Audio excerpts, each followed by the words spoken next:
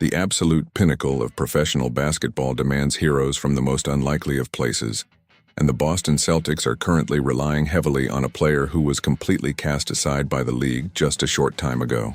The emergence of Neemias Queta as a legitimate starting center for a championship-contending team is undoubtedly one of the most stunning and highly unexpected storylines of this entire basketball year. Before this current campaign officially tipped off, absolutely nobody outside of his immediate family, and perhaps a few highly optimistic talent scouts, truly believed he would become an integral piece of a historic playoff run. He was entirely out of the standard rotation and floating in the unpredictable purgatory of professional basketball. He had just recently been handed a standard contract after initially landing in Boston on a highly restrictive two-way deal. This incredible opportunity only came about because he was unceremoniously cast aside and given up on by the Sacramento Kings organization. The fact that a player with that specific trajectory somehow stepped onto the legendary parquet floor and successfully anchored an elite defensive unit is nothing short of miraculous. He transformed himself through sheer willpower and relentless practice into a highly legitimate rim-running threat on the offensive side of the floor. This dramatic evolution is an incredibly impressive feat, and it serves as a massive foundational piece of the highly improbable regular season success the Celtics have enjoyed over the past several months.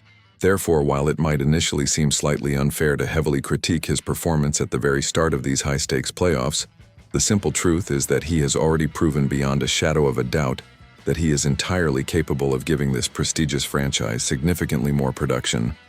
The team absolutely needs him to step up to the plate and deliver that production immediately, because the margin for error in the postseason is practically non-existent.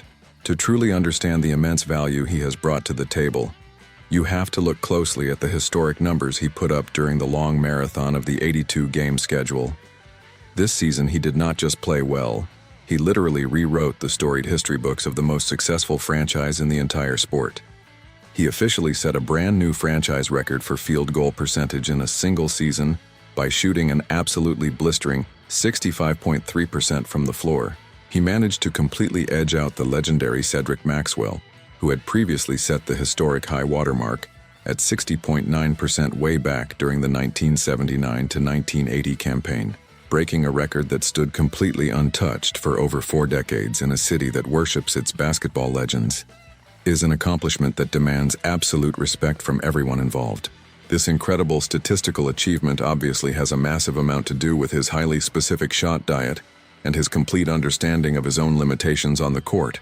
He is not out there taking wild, contested perimeter shots or forcing difficult fadeaway jumpers over multiple defenders in isolation situations. Instead, he is taking highly efficient, high-percentage shots directly at the rim, where his massive physical frame and surprisingly soft touch make him nearly unstoppable. But despite that specific and highly controlled shot profile, there is absolutely no logical reason why he cannot significantly ramp up his overall offensive volume and production in this current first-round playoff series.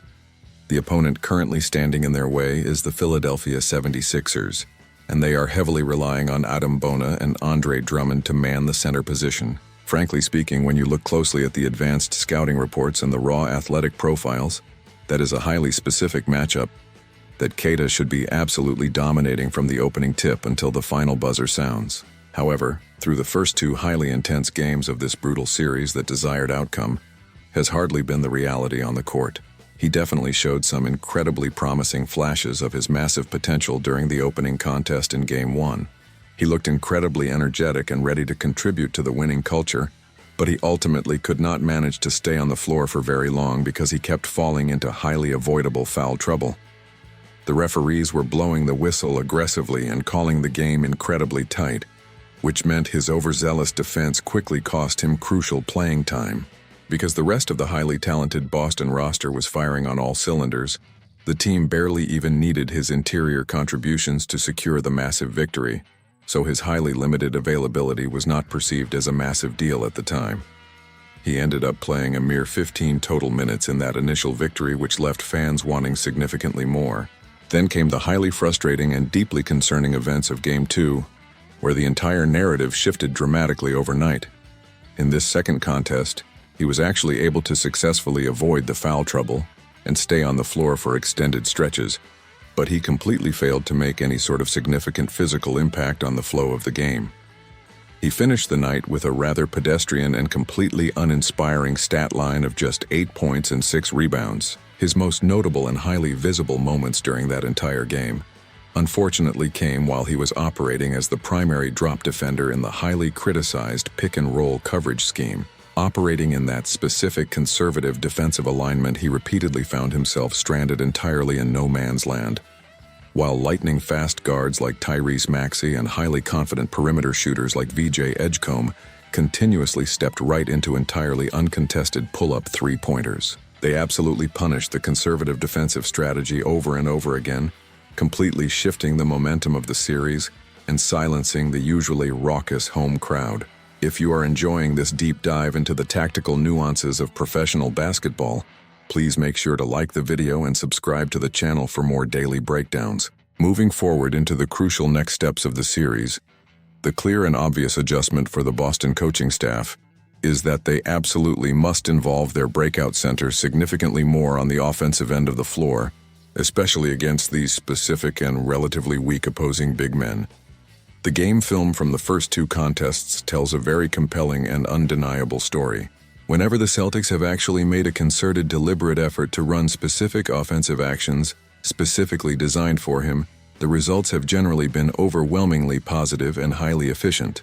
The Philadelphia defense has shown absolutely no viable tactical answer for his incredibly hard rolls to the basket, when he sets solid bone-crushing screens out beyond the three-point line, when he sets a physical screen and then immediately rolls incredibly hard toward the painted area, and his guards actually feed him the basketball. Incredibly good things consistently happen for the Boston offense. This undeniable fact is clearly evidenced by his highly efficient 8-for-9 shooting performance across the first two games of the grueling series. He is barely missing absolutely any of the shots he actually gets the opportunity to take. The glaring and highly frustrating problem dragging the team down right now is that this level of offensive involvement is simply not nearly enough total volume to win a highly competitive playoff series against a motivated opponent. Boston desperately needs to utilize him as a primary offensive weapon to force the opposing defenders to make incredibly tough split-second decisions under immense pressure. They did a significantly better job of exploiting this exact physical advantage in Game 1, and there is clearly plenty of meat left on this tactical bone for the brilliant coaching staff to aggressively chew on. They should relentlessly attack the opposing centers on absolutely every single possession and force them into entirely uncomfortable defensive situations. The overarching offensive strategy should be to run incredibly heavy pick-and-roll actions and either force those big men to switch completely out onto the perimeter and desperately try to guard the incredibly shifty Boston ball handlers, which they absolutely cannot do successfully, or force them to stay attached and desperately try to chase the rolling big man to the rim to keep him from easily finishing high-flying alley oops right over their heads, which they also completely lack the vertical athleticism to effectively prevent. By constantly and aggressively picking at this specific defensive scab, the Celtics should easily be able to generate some much-needed easy offense to calm the nerves of the entire team and build a highly comfortable lead. Furthermore, if Boston can successfully keep up this relentless physical interior pressure, they can highly likely force the opposing coach to completely abandon his traditional big men altogether and desperately go to a highly vulnerable small ball lineup, just like they were completely forced to do in Game 1. Forcing the opponent to drastically alter their entire game plan and play a style they are absolutely not comfortable with is the ultimate strategic victory in any professional playoff series. Having a unique player who can single-handedly dictate the specific terms of engagement like that is an absolute luxury for any coaching staff. This heavy pick-and-roll strategy featuring the aggressively rolling big man is essentially a massive easy button for the Boston offense, and it is a complete luxury that they only possess right now, thanks entirely to his incredible individual development over the past several highly intense months. He has been incredibly reliable, and he has repeatedly proven himself highly capable against the absolute best athletes in the entire world all season long. Now is the absolute perfect time for the coaching staff and the star players to fully trust all of that hard work and completely believe in absolutely everything we have clearly seen him accomplish. They must fully empower him and actively allow him to make a major, undeniable impact in this highly critical first-round playoff series before the golden opportunity completely slips away. The professional playoffs are entirely about finding the specific physical matchups that completely work in your favor and ruthlessly exploiting them until the opponent completely breaks under the immense pressure. The ultimate blueprint for success is sitting right there on the tactical whiteboard, patiently waiting to be flawlessly executed by a team that desperately wants to hang another championship banner in the rafters.